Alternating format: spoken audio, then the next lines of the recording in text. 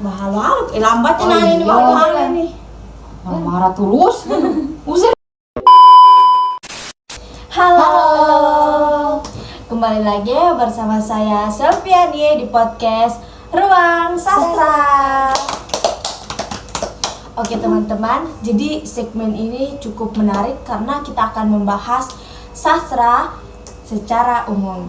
Nah, kebetulan ada rekan-rekan dari program studi pendidikan bahasa dan sastra Indonesia di Universitas Tadulako UI. Oke, kepada rekan-rekan boleh perkenalkan diri. Oke, halo, perkenalkan saya Rabiatul Adwiyah dari angkatan 2024. Halo, perkenalkan nama saya Afifah Mufidah Fadla, biasa dipanggil Afifah, dari angkatan yang sama juga yaitu angkatan 2024.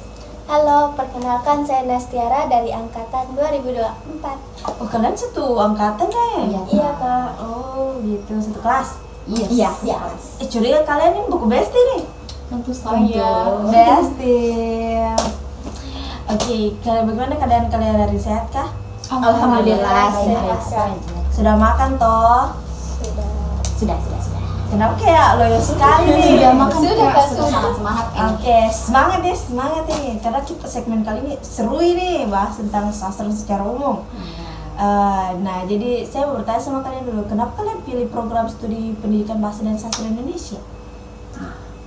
Kalau dari saya itu Kak, kenapa saya tertarik masuk di program studi ini? Karena sewaktu SMK itu saya pernah berpuisi. Nah, dari situlah saya mulai menyukai namanya bahasa dan sastra. Nah, itulah mengapa saya tertarik masuk di program studi pendidikan bahasa dan sastra Indonesia. Oh, Iya. seperti itu.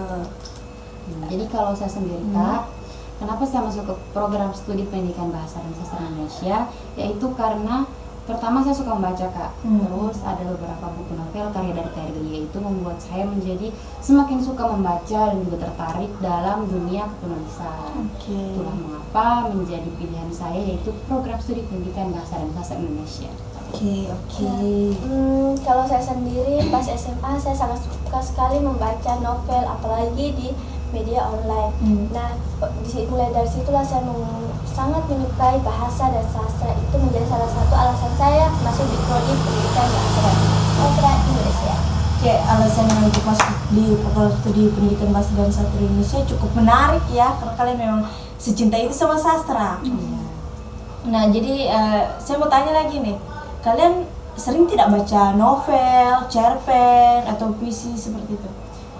Kalau dari saya sih pernah, yaitu membaca novel, terutama itu novel yang fiksi-fiksi. Oke. Kalau saya juga Kak, saya selama juga sama-sama suka membaca novel. Perhatian novel fiksi, terus ada beberapa cerpen, itu jadi kesukaan saya juga. Oke. Kalau saya lebih suka puisi Kak, karena bahasanya itu lebih indah dan sering menyampaikan perasaan dengan cara yang unik gitu. Oke, oh berarti Rabiatul sering baca novel yang fiksi ya. Afifah juga fiksi tapi dengan cerpen. Kalau Tiara dia ke puisi. Oke.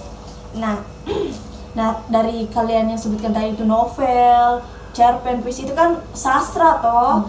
Terus mau tahu dulu ini, apa sih itu sastra? Apa yang dimaksud dengan sastra? Kalau menurut saya ini Kak, sastra adalah karya seni yang menggunakan bahasa dalam media untuk menyampaikan ide, gagasan, dan perasaan. Oke. Sastra itu juga merupakan cerminan kehidupan masyarakat. Nah, karena mengangkat persoalan sosial dan juga budaya.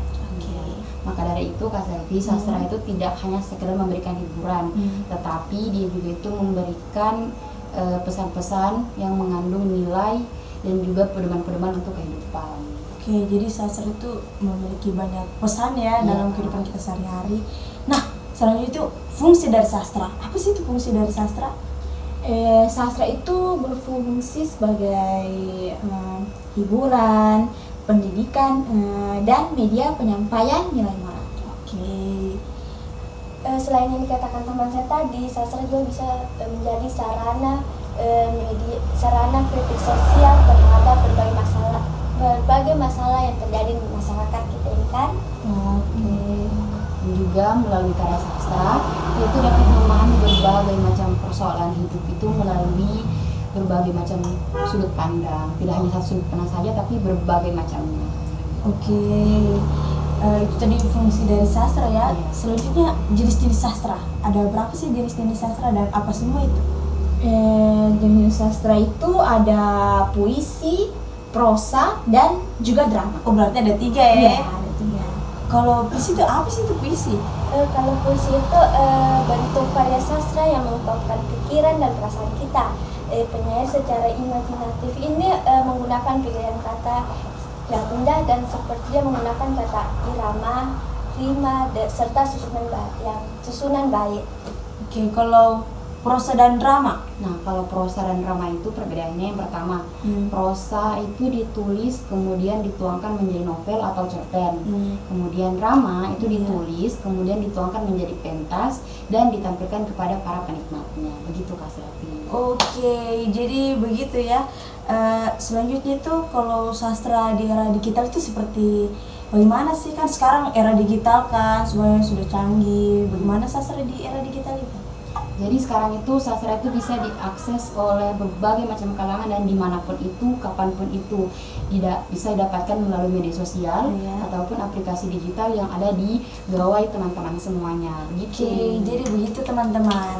Nah, benar yang dikatakan teman saya tadi itu, bahkan sekarang banyak anak muda ini mempublikasikan hasil karya mereka melalui daring. Salah satunya aplikasi Ipusnas. Iya. Kalau begitu juga sih, namun minat pembaca juga perlu terus ditingkatkan agar sastra tetap berkembang. Oke, jadi kayak di era digitalnya itu seperti aplikasi Wattpad kan, anak Gen Z Iya, sering baca betul. novel di situ. Di situ kalau Wattpad itu kan rata-rata kebanyakan fiksi. Iya. Fiksi. Iya. Nah, kemudian kalau beberapa buku yang bisa diakses, baik itu buku akademik, non akademik, itu bisa didapatkan di aplikasi yang disebutkan oleh Kak Tiara tadi, yaitu Ipusnas. Itu bisa didapatkan melalui antri. Jadi ada antrinya, kemudian bisa diunduh dan dibaca secara offline. Begitu Kak. Tapi itu gratis kan? Iya, gratis. Gratis, Oke, jangan itu lupa ya, salah teman-teman. satu salah satu dari pemerintah, program pemerintah melalui aplikasi digital, aplikasi dari perpustakaan, Badan Perpustakaan Nasional. Oke. Nah, selanjutnya menurut kalian nih, apakah sastra itu penting untuk dipelajari? Jadi sastra itu perlu dipelajari agar dapat meningkatkan kemampuan berbahasa. Fun fact-nya Kak Selvi, kemampuan berbahasa itu terdiri dari 4 aspek. Yang pertama itu menyimak, kemudian berbicara, kemudian membaca, dan yang terakhir itu menulis. Begitu, teman-teman harus tahu itu ada 4 aspeknya. Ada 4 ya, aspek kebahasaan. Iya. Nah, selain itu juga sastra juga bisa memperluas wawasan serta pengetahuan kita. Nah, dan juga sastra membantu menumbuhkan empati dan kemampuan kita dalam berpikir kritis. Oh, seperti itu ya. Nah, dari semua tadi yang kita pahami dari apa itu sastra, fungsi, jenis sastra di era digital, penting untuk mempelajari sastra, jadi kesimpulannya sastra itu penting dalam kehidupan sehari-hari kita, teman-teman. Betul sekali, karena itu kita itu perlu untuk terus membaca, menikmati, dan merawat semua hasil karya sastra yang ada di sekitar kita. Begitu Kak Selvi dan juga teman-teman seperti itu sekalian ya. nonton. Nah, selain itu juga sastra berfungsi sebagai media hiburan dan pendidikan. Nah, dan juga sastra itu mengandung nilai moral dan juga sosial. Oke, jadi seperti itu ya teman-teman. Kepada teman-teman semuanya, terima kasih telah mendengarkan podcast kita tentang sastra secara umum. Nah, saya sebagai host pamit undur diri. Sampai ketemu di segmen selanjutnya. Bye-bye. Sampai jumpa Sampai jumpa. lagi.